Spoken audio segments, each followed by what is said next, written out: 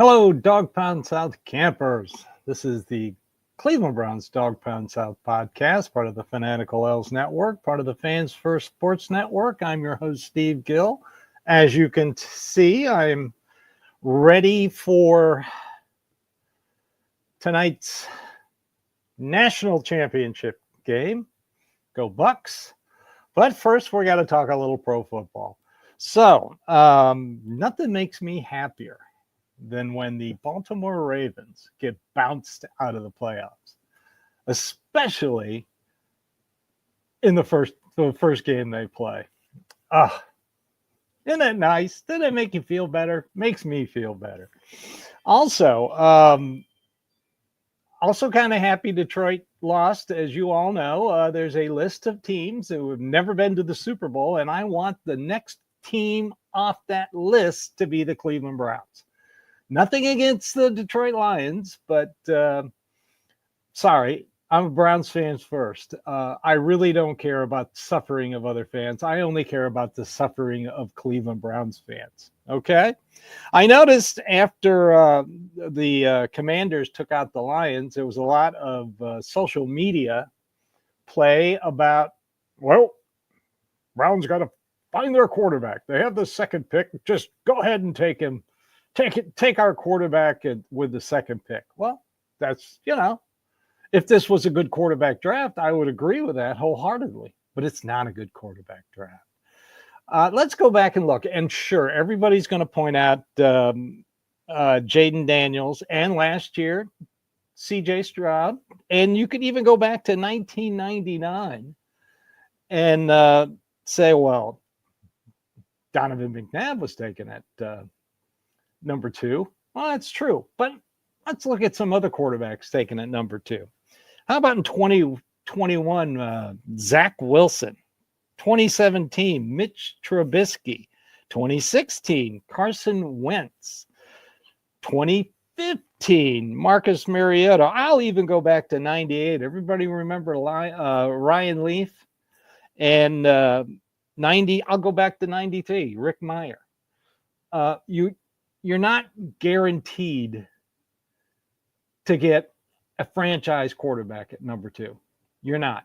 And especially with this draft right here. This draft is not that good a quarterback. So I went back and looked at what kind of defensive players, and mostly defensive ends, because as everyone knows, I am a big fan of Abdul Carter.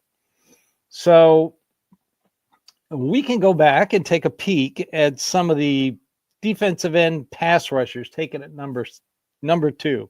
Neil Smith, Julius Peppers, Chris Long. Now, a lot of people remember Chris Long, but he's a 2-time Super Bowl champion. Von Miller, who's still playing. Nick Bosa was taken at number 2. Adrian Hutchinson, also taken at number 2. So if you are not convinced, and right now no one knows. I guarantee you the Browns don't even know who they're going to take at number 2. As both Myles Garrett and Denzel Ward have said, this team is close. And they both talk to Andrew Berry, and they both support Kevin Stefanski. So if you're not sure a quarterback, then you take the next best available player. Now, a lot of people are saying it's the Hunter kid from Colorado because he's a multi-use type player. But is he really the best? He's better at wide receiver than he is at defensive back. So is he the best wide receiver in this draft? No, it's the McMillan kid out of Arizona. He's the best wide receiver in this draft. And he's not going to play both ways in the NFL. He's just not. And you're going to draft somebody at 2 who's not the best wide receiver, who's not the best defensive back, and you're going to draw up maybe 2-3 trick plays, maybe 2 trick plays a game for him. No, you're not going to do that. Sorry, it's just not going to happen. So my thing right now, it has the feeling of a little bit of a trade down, and we'll talk about that after the break. Okay, you've got desperate teams who will overvalue the quarterbacks in this draft. And by the way, Milroe at 2? No. No, no, no, no, no. Believe me, I live in SEC country. I've seen Milroe play, and no, he has accuracy issues. Yes, he's a freak of an athlete, but do you just draft a quarterback for being a freak of an athlete? No. Now, if he's there at 33, yeah, you jump on it. Or if you have the possibility of taking that 33 and getting into the lower half of the first round, yeah, I could see it. So you also got Jackson Dart. A lot of people talking about him. I don't see him anywhere in the first or second round. I just don't. Maybe third round. They've got 2 third-round picks, 67 and 43. Maybe at 67. I've heard the Rourke kid out of Indiana. He's impressive. Let me tell you, he's 6'5", not a shrimpy. So they're going to go, like I keep saying, and I wrote in my latest article, My Quarterback Room. You can find it in Fans First Sports Network. I prefer them going with a veteran quarterback and then maybe a younger veteran and then draft somebody day 2, day 3. I mean, this could all change, of course.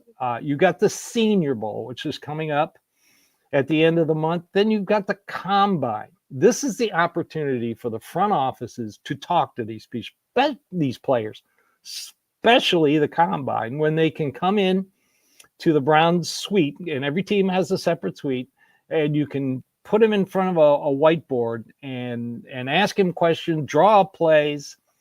Then you get an idea. Then you have the pro day at the school, and then you have a personal workout. Now, the good thing about the Senior Bowl is Ward and Milroe will be at the Senior Bowl. And Andrew Berry goes every year. Don't let anybody tell you, oh, Andrew Berry, he needs to go. He goes every year. Excuse me. I would hope Kevin Stefanski would go. Now, if Kevin Stefanski goes, then everybody and their grandmother is going to speculate, oh, yeah, they're taking a quarterback at 2.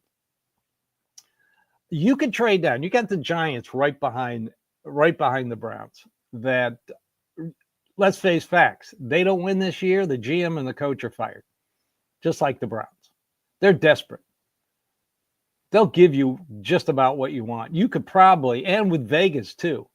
Now, Abdul Carter may not be there if you trade with Vegas at 6, but the defensive tackle Branch from Michigan, he'll be there.